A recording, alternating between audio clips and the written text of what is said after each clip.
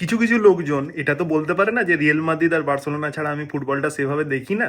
তো তখন তারা কি বলে যে এবারে ওয়ার্ল্ড কাপের বেস্ট মিডফিল্ড নেশন হচ্ছে কিন্তু Spain. Joao Neves, Vitinha, Bruno Fernandes রয়েছে, সেই মিডফিল্ডকে বাদ দিয়ে নাকি স্পেন। এরপরে যুক্তি হিসেবে লোকজন কি বলছে, বেসিক্যালি এই মিডফিল্ডটা বল ছাড়া খুব একটা ডিফেন্ড করতে পারবে না। তো যখন বল প্রচন্ড প্রোগ্রেস হয়ে যাবে, তারপরে যদি কাউন্টার অ্যাটাক লঞ্চ হয়, তখন জোয়াও নেভেস বা ভিটিনিয়া তো নামতে পারবে না নিচের দিকে।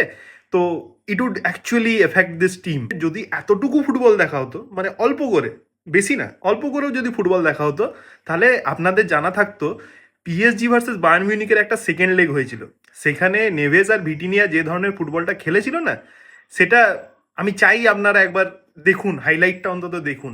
অত দূর যদি যেতে মন না যায়, তাহলে ইউসিএল ফাইনালের সেকেন্ড হাফটা একবার জোয়াও নেভেসকে দেখে আসবেন, কেমন? মানে জোয়াও নেভেসের মতো একজন মিডফিল্ডার যে ব্লকার হিসেবেও কাজ করতে পারে, সঙ্গে বল ধরেও ডিফেন্ড করতে পারে, এইগুলো খুব রেয়ার মেটেরিয়াল। অবভিয়াসলি হয়তো যখন আমরা এই মুহূর্তে সব থেকে বেস্ট মিডফিল্ডারকে বলবো পেদ্রি সেখানে থাকবে, স্পেনের মিডফিল্ডে পেদ্রি আছে মানে হিউজ স্টেপ আপ। কিন্তু লোকজনকে এটাও জানতে হবে, বুঝতে হবে যে এসিএল এর পরে রড্রি কিন্তু আর সেই রড্রি নেই। জুবিমেন্ডি অবভিয়াসলি ডেপথে থাকবে, কিন্তু অ্যাট দ্য সেম টাইম এই সিজনে ফার্স্ট হাফে জুবিমেন্ডি যে ধরনের ফুটবলটা খেলেছে, সেকেন্ড হাফে তার ধারে কাছে তারা নেই। ফাবিয়ান রুইজ, রড্রি, পেদ্রি একসাথে যদি খেলে, ওই মিডফিল্ড অবভিয়াসলি ভালো হবে। আমি ওই মিডফিল্ডটাকে একবারও ডিমিন করছি না, কিন্তু পর্তুগালের মিডফিল্ড এই মুহূর্তে আনডাউটেডলি বেস্ট ভাই।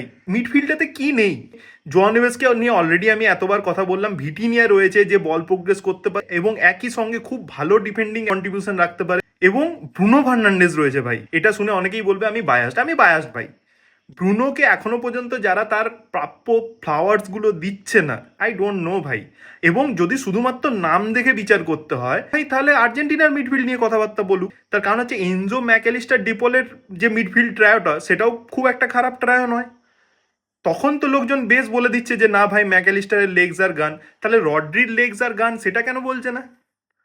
এবং শুধুমাত্র বেস মিডফিল্ড নিয়ে যদি কথা হবে, তাহলে ইংল্যান্ডও কনভারসেশনে থাকবে ভাই। তার কারণ এলিয়েট অ্যান্ডারসন এবং ডিক্ল্যান রাইস যা ফুটবল খেলেছে এই সিজন, আমার মনে হয় না কোনো নেশনের কাছে এই ধরনের একটা অদ্ভুত কম্বিনেশন আছে ভাই। ডিক্ল্যান রাইসের বল ক্যারিং এবং তার সাথে এলিয়েট অ্যান্ডারসনের forward passing, that is also massive.